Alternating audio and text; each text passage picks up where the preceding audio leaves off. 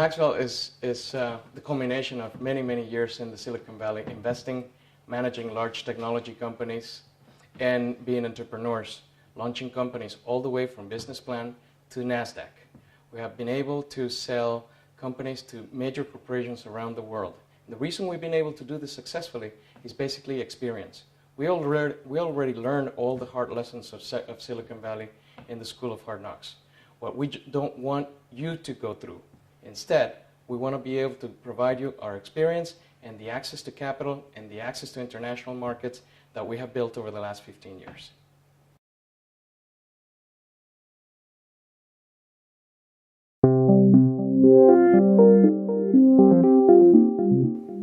Ultimately, in a startup, it's about doing more with less. You need to be able to build a company that can scale, but that can scale efficiently. The more capital efficient your company is, the more value it's going to have. At the end of the day, it's all about maximizing valuation. What drives valuation is how quickly your company grows, how much profits you get out of those operations, and how much you have to invest in order to keep growing that company. It is very important that you know how to invest every penny that's given to you or invested in your company.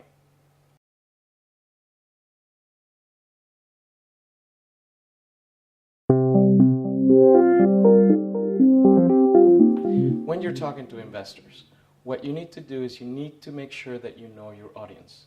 What is the investor looking for at the end of the day? It's looking for a big payout, particularly venture investors who invest small amounts, yes, but in ventures that are incredibly risky. What you have to understand is 1 out of 100 of these ventures never really works. So you have to convince the investor that you are the one, and this is the idea that can actually win. And not just win, but win big, because the investor has to cover his losses and all the other companies with the huge success that your company can be. Okay, so how do you do this? When you talk to an investor, number 1, you have to be specific. Number 2, he needs to understand that you can do the job that you're describing. Number 3, you need to make sure that he understands that you're just as concerned as capital as he is. And number 4, and most importantly, he needs to know where you're going with this investment. What does this mean? It means that you need to be very explicit and very articulate about what your exit strategy for your business is going to be.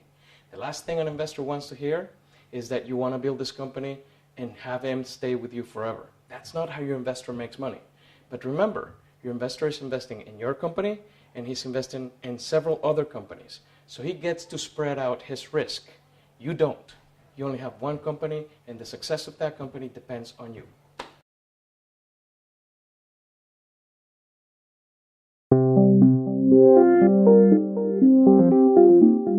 Okay, so product management, a very important function that every technology company needs to be able to master.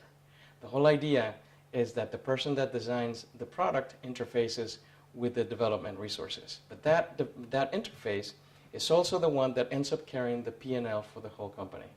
Because the more you spend building your product, the less money you're likely to make. So you have to be very smart about what you build, but you also have to be smart about what you don't build. The product manager and your product management function needs to have a very close touch with customers and with potential customers and with the sales force. They need to do the research, they need to do their homework so that they can distill down what really is going to be developed by the development team. The whole idea, again, is do more with less.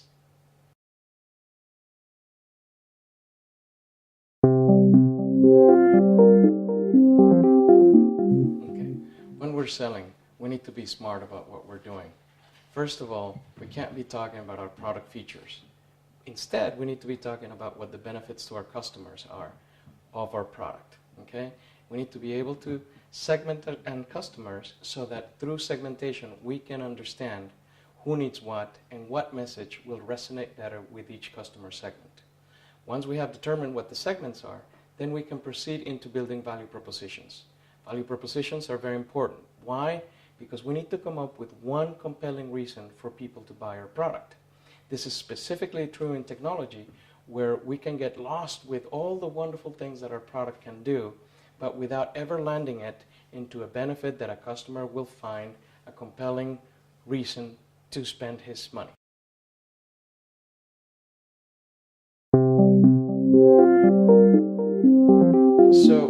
need to understand what is the customer pain point. We need to understand the business of that customer. No, we don't need to know his business better than he does, but we do need to understand what are their workflows, what are their priorities, what are their business challenges, because only in that context can we create a value proposition that will resonate with the customer. So, if we're talking to a vertical, we need to understand the vertical in general. It could be manufacturing, could be pharmaceuticals, could be retail. Either way, you need to be able to understand the pain, describe it back to the customer, and to the point where you're still credible, utilize the lingo that the customer uses.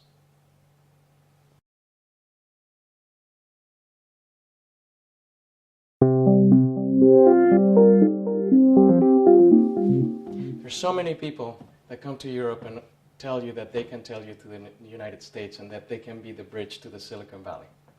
There's also many people who tell you that your company is worth so much more if you have offices in the Silicon Valley. And they'll be more than happy to sell you a desk and a telephone where you can sit but nothing else. You have to beware of all these people who don't give you access. Ultimately, what you need to go to the United States, to Asia, or to any other major country is access.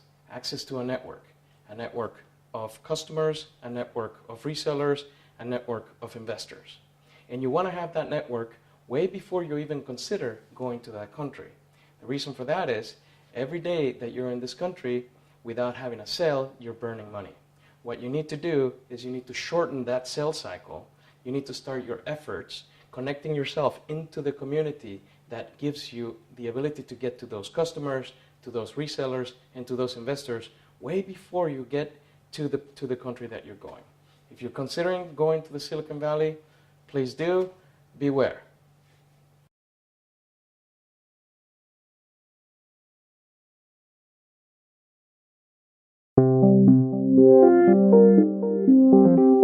Marketing is one of the budgets that your investor is going to look at the closest. One would think that because VCs are not in marketing, they don't care. But in reality, that's where you can waste the most amount of money. And so they're the most careful about approving those budgets. So what do they want to see? First of all, you need to be able to understand what does it cost you to make a sale. Because only understanding that number can tell you how much you can actually spend to generate a lead, to bring traffic to your website, and to actually close a sale profitably. If you can't make that model work up front, it is very hard to correct later on. These decisions, these costs of selling, can tell you whether you're going to take your company through a channel, where you're going to sell direct, where you're only going to sell online. This is particularly important as you get into differences between B2C and B2B. B2C, you're most likely going to be doing most of your marketing online. And if that's the case, you're going to have two major variables that you need to master. First one being the message. It needs to be compelling without being unbelievable. And second needs to be your medium. Are you going scenic? Are you going softonic? What are you doing to make sure that you're buying the right lists with the right demographics, right psychographics, in order to make your email campaign, your banners campaign effective?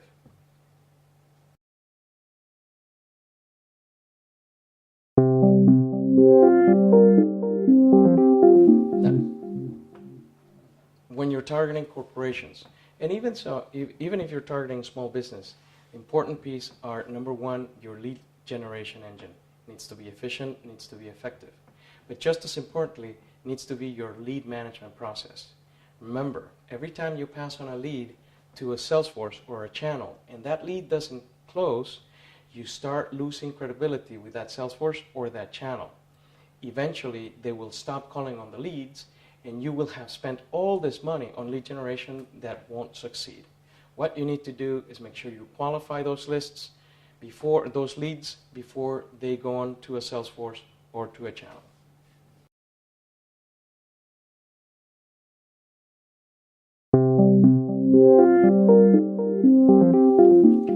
About the team.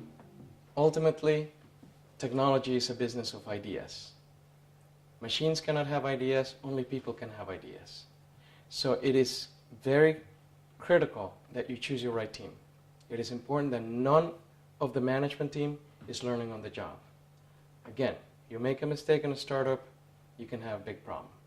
It doesn't matter if you make a small mistake in a big company, you'll never see it, but in a startup it'll count. So you need a team of people with experience who know their areas of expertise and that you can trust. You cannot have doubts about your team members, because then you won't be able to operate cohesively in a high-performing team. You need to be able to trust each other, you need to be able to communicate, but very importantly, you need to be able to have fun together. You're going to work so many hours together, you're going to end up spending more time with your team than with your family and with your spouse. So you might as well be able to laugh. That chemistry actually is critical for high-performing teams.